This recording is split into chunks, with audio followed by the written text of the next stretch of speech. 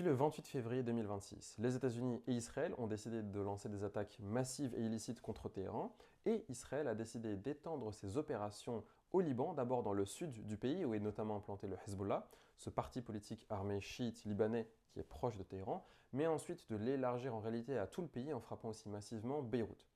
De ce fait, vous avez à ce jour plus de 800 morts côté libanais, plusieurs milliers de morts côté iranien, des centaines de milliers de déplacés tant en Iran mais aussi en France. Et très vite, la France a apporté un soutien humanitaire, politique et pourrait apporter ensuite un soutien multilatéral. Mais alors, quel est le soutien politique? Eh bien, très rapidement, la France a, par la voix de son président, contacté Israël en lui rappelant l'importance de préserver la souveraineté du Liban, de stabiliser la situation et d'éviter un embrasement, un enlisement de ce conflit.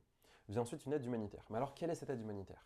Ce jeudi 12 mars 2026, la France a envoyé plus de 60 tonnes d'aide humanitaire à Beyrouth, au Liban, avec le soutien de la fondation CMA-CGM, qui est un armateur international français, et avec l'action du Quai d'Orsay, le ministère de l'Europe et des Affaires étrangères, avec évidemment l'action capitale du CDCS, le centre de crise et de soutien, mais aussi du ministère des Armées, la France a pu envoyer plusieurs dizaines de tonnes d'aide au Liban. Alors, en quoi consiste cette aide fondamentalement? Eh bien, vous avez une aide matérielle, infrastructurelle, pour gérer le flux de déplacés, des abris, des tentes, des couvertures, pour justement pouvoir héberger et à tout le moins aider ces différentes personnes. Ensuite, vous avez une aide alimentaire, de la nourriture qui est transmise pour le Liban, pour les Libanais, et aussi une aide qui est capitale, à savoir médicamenteuse, médicale, avec des kits de soins, du matériel pour les hôpitaux, pour pouvoir justement soigner et traiter les Libanais qui en ont besoin.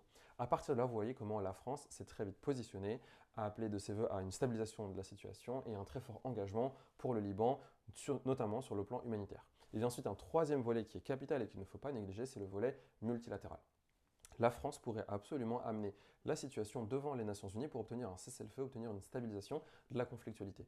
Ce n'est pas la première fois puisque, rappelez-vous-en, lors de la guerre des 33 jours entre Israël et le Liban, notamment avec le Hezbollah, à l'été 2006, c'était bien la France, et pas un autre pays, qui était justement allé devant les Nations Unies et qui avait fait en quelques jours, en quelques semaines, obtenir un cessez-le-feu, une résolution de l'ONU pour stabiliser la situation et calmer la tension entre Israël et le Liban. À partir de là, il serait possible d'imaginer que la France pourrait une nouvelle fois adopter cette position sur le plan politique, sur le plan humanitaire et aussi sur le plan multilatéral.